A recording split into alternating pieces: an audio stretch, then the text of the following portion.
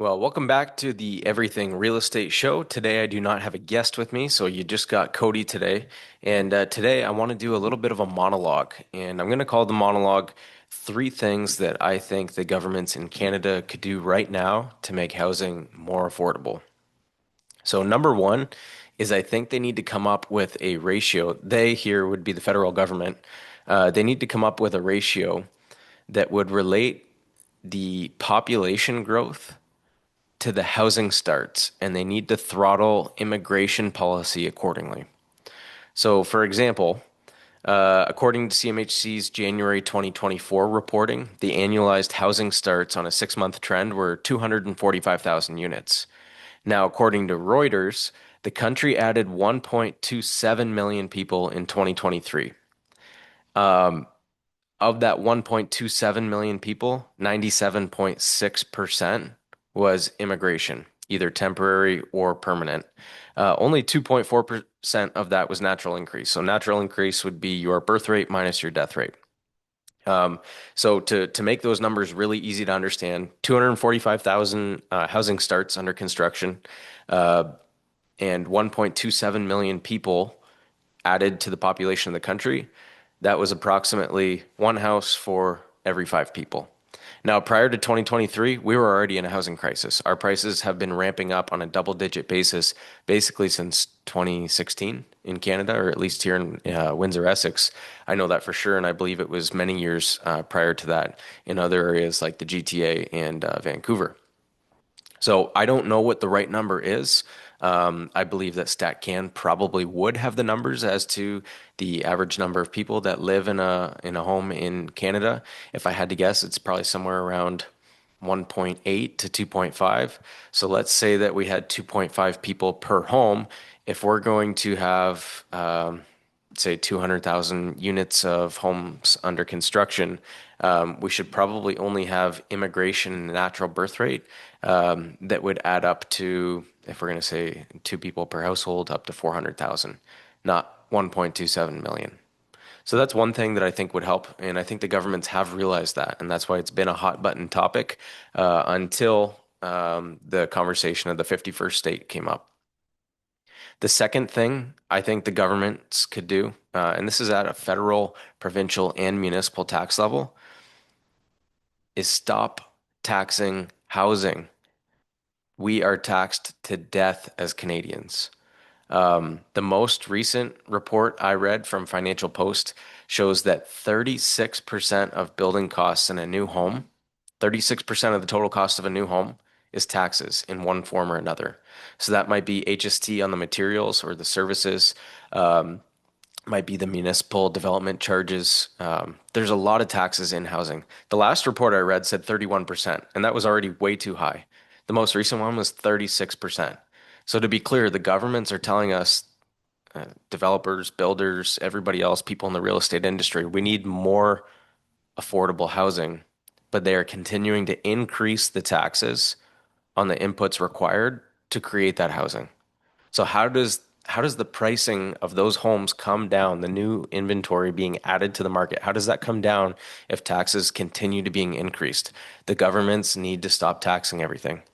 One example I'll throw in here that has nothing to do with new construction is the HST implications on short-term rentals. So the way it's been explained to me by my accountant, and disclaimer, this is not accounting advice, this is not financial advice, it's not investing advice, but the way it's been explained to me is that the CRA believes that an Airbnb operator should be self-assessing the property and paying HST when the change of use occurs on the property. So when you take a resale residential home that was lived in as a primary residence, whether rented or owner occupied, and someone buys that and decides to short-term rent it, whether it's Airbnb, Verbo, advertise it privately, whatever. The way it's been explained to me is that the CRA believes the owner of the property should be paying HST on the property at the change of time of use. And if it's not paid then, if the owner operator goes to sell the property and HST was never self-assessed at the change of use, they believe that it should be done upon the sale of the property. So let's say I go and I buy a cottage for $500,000 near Point Pelee in Leamington, for example, and I want to turn it into a short-term rental. It was a primary residence prior to that. Typically, there's no HST payable on resale homes. HST in Ontario is 13%. So the CRA believes that if I buy that home, I should then self-assess it and pay $65,000 in HST because it's no longer a primary residence, and they would deem it now commercial use because it's not a long-term housing unit. So if I don't pay that, if I don't self-assess that, which I don't think anybody has ever done that I'm aware of, they may try and collect it upon the resale of the property. And the resale could even end up being a primary residence. So let's say my neighbor Joe wants to buy that short-term rental from me and move his family into it. Someone's going to have to pay HST when I sell it as an operating short-term rental to somebody that wants to occupy it as a primary residence. So if the governments are telling us we need more long-term housing units and they're doing things like licensing short-term rentals, which is another tax which increases the cost of housing, um, wouldn't they try and make it so that the HST wouldn't get in the way of introducing another long-term housing unit? But instead, they would insist that no, HST is payable, which to me is insane. So, number one, let's develop a ratio of population growth to new housing starts and maintain that, throttle our immigration accordingly. Number two, stop taxing everything, governments. It's getting insane. We are taxed on everything here in Canada. Number three is let's encourage development and business in Canada. Let's create a pro-business, pro-development environment. I believe that there needs to be a better balance of landlord-tenant rights and shorter hearing times at the landlord-tenant boards. A lot of mom and pop landlords are getting out of owning rental property or developing rental property because of the wait with LTB orders right now. It's not uncommon for somebody to have a tenant that's not paying for 6, 8, 10, 12. I've seen orders up to 16 months where it took a non-paying tenant to be evicted. What in the world would make a developer want to introduce more long-term housing units to the market if there's potential that they could not receive rent for 16 months before the government orders a tenant to be evicted? And to be fair, shorter hearing times would also benefit the tenants when the landlord is in the wrong. So let's get these typical 6 to 8 month windows of hearings down to 1 to 3 months, which seems totally reasonable. In addition to that, I think that the CRA should make the filings much less complex.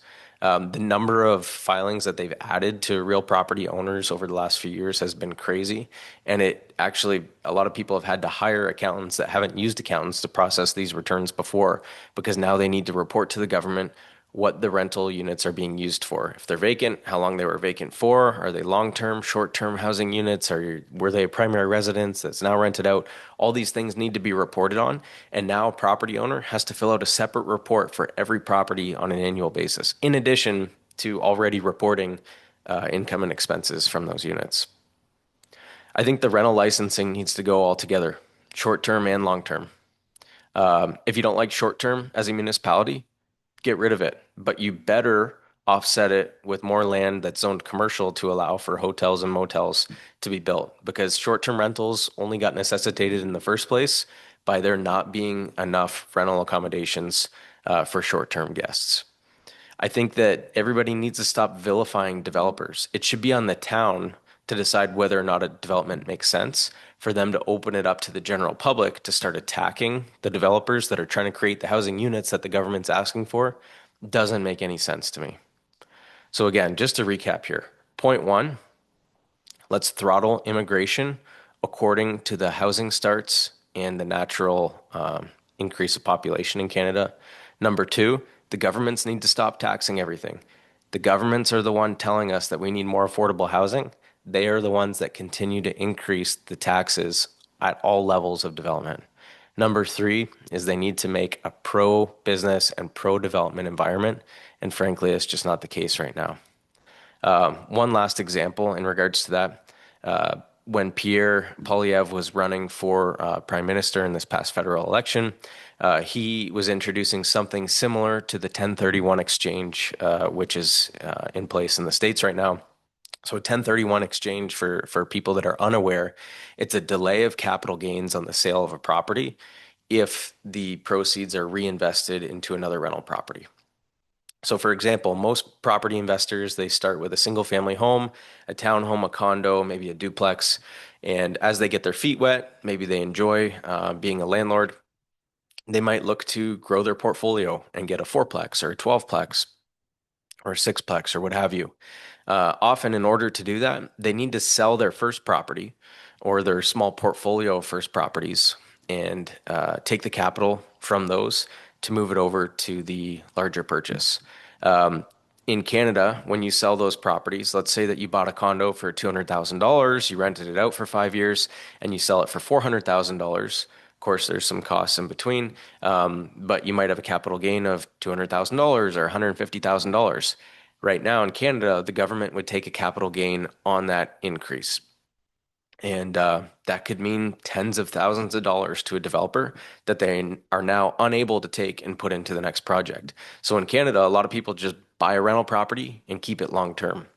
In the US, they have the 1031 exchange, and so there's a lot more rollover of these entry level properties. So if I was a landlord in the USA, I would sell that property, and if I took that $150,000 or $200,000 capital gain, I could roll it right into another property and delay the capital gains until that property is sold. Now, if I wanted to sell that one, I could carry it forward again, and eventually the government would get their money.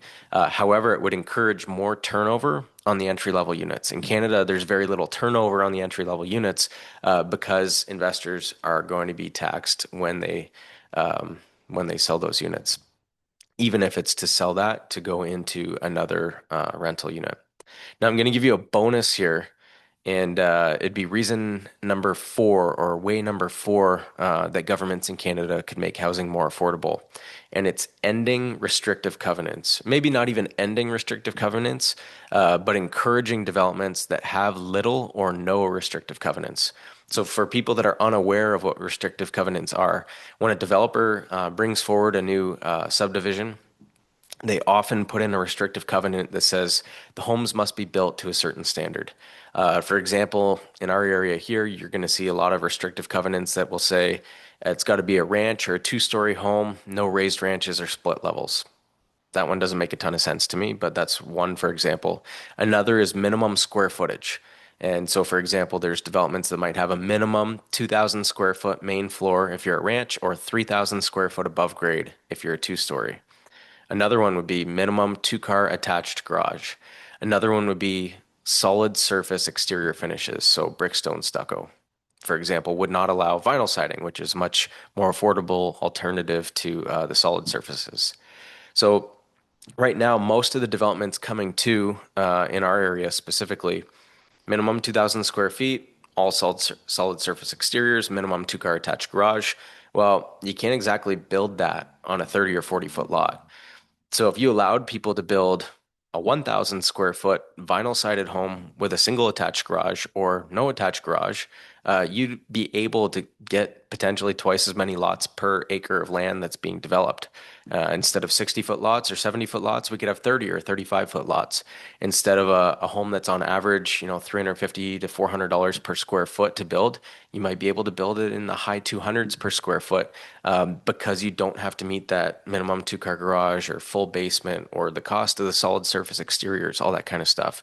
So if the provincial and federal and municipal governments were to encourage developers to bring forward plans that did not have those restrictive covenants, it would allow us to bring more affordable new units into the marketplace.